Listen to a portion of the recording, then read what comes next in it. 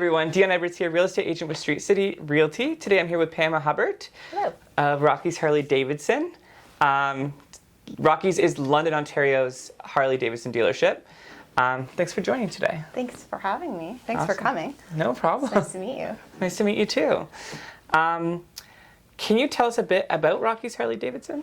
I suppose that I could. So, Rocky's Harley Davidson was founded in 1955 by Rocky Robb, who he passed away, I believe, in 19 or 20, like just recently.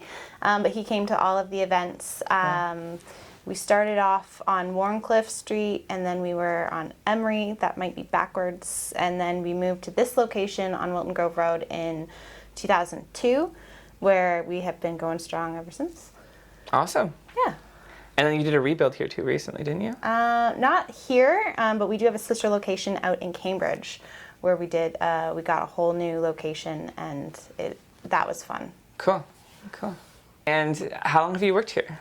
I have worked here forever, since I was 18, and I'm in my 30s now, and that's all I'll say there.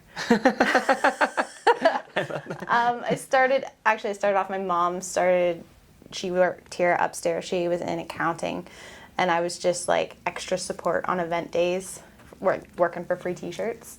And I just absolutely loved working here so much that any position that was open, I kind of like found my way there. And here I am now in charge of website and marketing. What is your title again? What is your title? Like my actual title or the one that's on my email? The fun one. Oh, my digital overlord. That is the fun one. It was Empress of the rental fleet. Like when I ran the rental counter like a few years ago, and everybody thought that was hilarious. So I just kind of got free reign to title myself whatever I want. I love that. Officially, I'm the director of marketing, communications, and events. But digital overlord is so much more fun. It is way more fun. So what is something special about Rocky's? Like, what's different about Rocky's compared to everywhere else? The thing that makes Rocky's so special, honestly, is the community. Mm-hmm. That is the heart and soul of this place. The Harleys they're all right, I guess, but it's the fact that you can connect with perfect strangers in a way that you are unable to anywhere else, and just instantly have like the foundation for a long-standing friendship. It's really magical to be able to see two people who've never met before become like instant besties. It's fantastic, and it's not even something that is specific to being here at the location. It's you see anybody riding a motorcycle, and you just kind of like do the motorcycle wave, and you're connected almost spiritually if you believe in that kind of stuff. Like it's really hard to describe. Well, you've just got a bike. You kind of understand a little bit of what that feeling is like. Yeah, definitely. I feel it for sure in this building, but like you're right, it is more than just the building. It is a whole culture. It's Harley itself is a culture. Like yes. I did a road trip across Canada like last month. Nice. And we stopped at every Harley dealership, and it's consistent. Like everyone is very friendly and outgoing. It's a place where you get to go to kind of escape the biases of society, and you just get to be who you are when you walk into a Harley dealership. And here at Rocky's, because we've been here for so long, and a lot of the staff members who are here were here 15 years ago, 20 years ago, mm-hmm. that you know that when you walk in, you can have a conversation with John in Parts, who you met 5 years ago, and he's still here, and he's still going to remember you. That's he remembers you. You're not just a face. You're not just a customer who comes in to buy stuff. Like we connect with you, and we want to remember who you are, what it is that you're doing, what kind of riding do you want to do, what drives your passion, mm-hmm. and then you just kind of connect like that, because we don't just work here. We are in this lifestyle. We live and breathe Harley.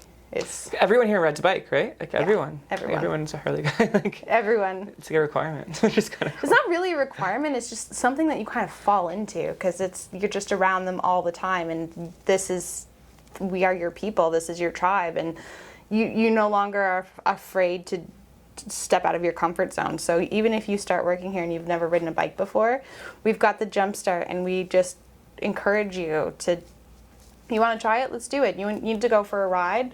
Like, we'll meet up after work and we'll take it slow and we'll go wherever you need to go and at your pace until you build up your confidence. Yeah, that's awesome. When I picked up my bike, actually, they drove it over to like the parking lot and were like, just test it until you feel comfortable leaving, and if you don't today, we'll deliver it tomorrow. Yeah, It's like, awesome. but it's just because if you're not confident on your bike, you're gonna start getting in your own head and you're gonna make so many mistakes, and we don't want that, because especially if you're new to riding, the littlest mistake you might think that you're being judged for from people who've been riding forever, but like, we've all been there, we've all dropped the bike, we've all made it stall out, and we don't want you to get in your head thinking that like, oh my god, I'm the worst rider ever. Like, we've been there and we get that, so take your time, do what you need to do. If you're not ready to take it home today, like, it's cool. We're not judging. Yeah. Like, you need to own yourself. You need to be really comfortable. Yeah, not swearing is really hard. Yeah, so that's it. That's the way that it is. There's no judgment. There's been so many times people have crashed their bike the first time picking it up, and like, their ego's bruised a little bit, but shit happens. Damn it. Yeah. Sorry. It's all good. Stuff happens. Things fall, and Let's bleep it. There's actually a video that we did, which is off track. I know it was our Father's Day dad joke thing, and like, every other word that I said was bleeped out. That's funny. I get away with it on live video, but sorry. What has surprised you most about working here? What has surprised me most about working here? I would honestly say finding out the biases about, like, from non-Harley riders, that there's this bias about Harley people, that like, we're stuck up and snobbish and stuff. But the funny thing about that is we're not. A rider is a rider. We encourage you to, if you're on a Honda or a Suzuki or whatever, as long as you are on the road and you are just riding, we don't care. You come join our groups, come join our rides. We're not exclusive to only Harley riders. Like, there is a Harley owners group riding club, but that isn't really who, like, Harley Davidson is. That's just for people who really like their Harleys.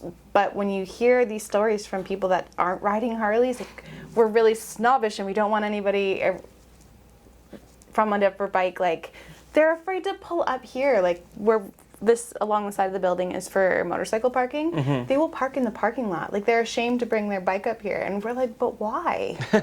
We don't care. Yeah. Like, you ride a different bike. Like, that's great. Like, you're riding. That's all we care about. You are on two wheels and you are on the open road. Like, that is fantastic. But it's the perception that we hear from other brand riders where it's just like, really? No, we don't care. But they make it sound like it's like this very exclusive, tough guy. Like, No. do I look like a tough guy to you? I don't either. Like, I got 2 kids. I'm like on the PTA. I'm like the farthest thing from a tough guy biker, but you know, I are one, so. Same, I'm not a tough guy biker either. I just like the bikes. They're nice. Yeah, like, quality. So it's just really funny. I think that's the biggest surprising thing that I've noticed since working here, was just that how non-Harley riders view all Harley riders. So why did you decide to work here? You touched on this briefly. Why did I decide to work here? So my mom worked here. She was in accounting. She was upstairs. And it just, I don't know. I had worked in the mall before when I was like in high school, and just this is like the place that you want to be. I just like connected with this place, and it was, you know, you get to learn practical skills that will help you in the real world, like thinking as an 18-year-old. But then you're also establishing all of these friendships and deeper connections with customers. Like, it's not just like I need a t-shirt, so here's the money and I'm just gonna bounce. You like actually get to talk to these people, and they tell you about the adventures that they've gone on and what they plan on doing next, and they share little pieces of their personal life with you, and it's really incredible to be able to, like, that's a huge wall to have come crumbling down just when you walk in through the door, to be able to share these like intimate moments of your life with perfect strangers, and be absolutely confident to do so. And I think that was kind of what made me go, yeah, this is home. This is I get to be a small part in this story, whether it's somebody's got a grandchild that's coming along and they just want to buy something for the baby, or tragedies that happen and they come to us because we were the first people that they thought of to support whatever cause it is. Like, it's just nice to be a part of that, to help the community and just give people that common place. It's like a hub here, and I don't know. I love that. I tried really hard how I could put that into words, and it's really difficult to explain like an emotional connection that you get it. It's just it's just like alignment immediately kind of thing. It's like, yeah, this is where I'm going to be. Yeah, it was just like, yeah, I could see myself being here forever. And now that forever is like almost up for me, it's been fantastic. There's been events, there's been parties for the sake of parties, and all of it has been geared toward helping people learn to ride and become better riders, and just connecting on a level that you don't really get when you go out into the world, like at your grandma's birthday party or whatever the case may be. We've actually had people host parties here for their grandparents, and it's been so much fun, which is like, that kind of boggles my mind too. It's just like, you don't know us, but you want your family to come here and have a birthday party. Like, that's amazing. That's fun. It is fun. Have you ever had a wedding here? No, but we've had people propose here. That's funny. And they've rented bikes for their weddings, like to be the bike that they like drive off on. I think we've had people that wanted to do weddings. It's just they wanted like the whole place shut down, and It doesn't work. This is not a wedding venue. No. If you want us to close down like that, you have to do it on a Sunday. Fair. Nobody wants to have a wedding on a Sunday. No. But we do a lot of charity rides too, which is really amazing. People trying to raise money for various different causes, and they'll leave the parking lot here, or they'll come and meet up here, or they'll just have like different booths and vendors out in the parking lot, kind of make it like a mini event where we're just the venue. Like, it doesn't really have anything to do with Rockies per se, but it again comes back to that community, and people feel at home here, kind of, and it's like, it just makes sense that if you're raising money for something that's affected the biker community, that like, this is one of the places that you first think to go to, which is nice. That is nice. It's nice that people keep coming back. They do, and usually we like do barbecues and stuff in a pre-pandemic world. We would have like different charities would come, and we would just do barbecue, and you would like pay whatever, just donations. Oh, and that's Rockies nice. would like buy the food and stuff, and just like whatever the charity brings in, that's theirs. Oh, wow. Yeah, we I hope that can happen again. yeah. I would support that. I think that sounds like a great opportunity to support the community. Yeah, we have something going on all the time, and it's so nice. And if people are looking for help to start whatever it is that they're like, I had somebody just email me recently asking how they would start like a bike night, and I was like, if you need to use our parking lot to get started, like, absolutely. We don't care what bikes you have, what you're riding. Like, if you're trying to do something that's going to better the community, we're in. Cool. I love that. Okay, so tell me your most memorable experience you've had Most memorable experience while working here. while working here. It There's doesn't have to be while working here, but there's it could be like biking even. It could be anything like that. Well, there's many things just from here. Like the garage party nights were events that we put on just specifically for women, because they're a lot more intimidated to enter into this sport because they're surrounded by male riders in their life, and they don't feel comfortable asking questions. Oh, so that makes sense. So we would hold a night, which was like this huge party. It was so much fun. We would teach you how to pick up a bike, teach you how to check your oil levels and all that, and then we had a fashion show and different vendors and lots and lots of alcohol. those were fun. Are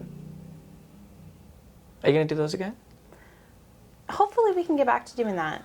That sounds like a great opportunity for women to get into it. Yeah, well, like we'd have like 500-600 people here in a Wow. night, and it was just so much fun.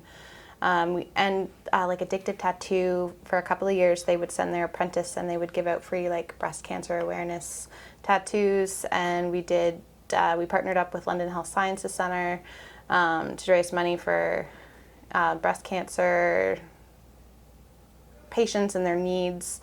And it was just coming together and giving you the confidence you need to either hone in your riding skills or learn how to ride, while feeling not intimidated and comfortable to ask female riders who work here questions that you might not want to ask male riders that you know. And I don't know, those were the most memorable, I would say. That's a great time. Just the events where you get to just see people coming to let loose and just to hang out and just be connected. There's been numerous charity rides that have left here that just talking to the families, those have been incredible. Just their struggles and their journey. What would you say customers say they love about this place? Oh, customers, they love so many different things about this place. So it depends on everything you probably listed, but like. Well, those are no-brainers, obviously. But being the digital overlord, I actually get to see the reviews that come in, and it's praising the staff. Like they come in here and they feel like they're being listened to, and even if it's just service, they're coming in for service. We've got people that said like Aaron is amazing. You know, he was booked up for 3 weeks, but I like really had this emergency with my bike, and he was able to find room and get me up on the bench and out on my way.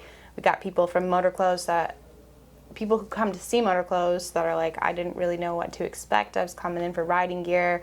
I was talking to the girls there. They got me fitted the right way. They made me feel like a human being, not just like a number, which is nice to hear. And then people who are actually buying the bikes themselves have nothing but great things to say about the people that they interacted with. Their salesperson, to the parts department, to Tammy in the business office, who you have to give her the money to buy the bike. So everybody who buys a bike has to see Tammy, and they like working with her. They like working with their salesperson. It doesn't matter who it is. They all say the same wonderful things about everyone. Awesome.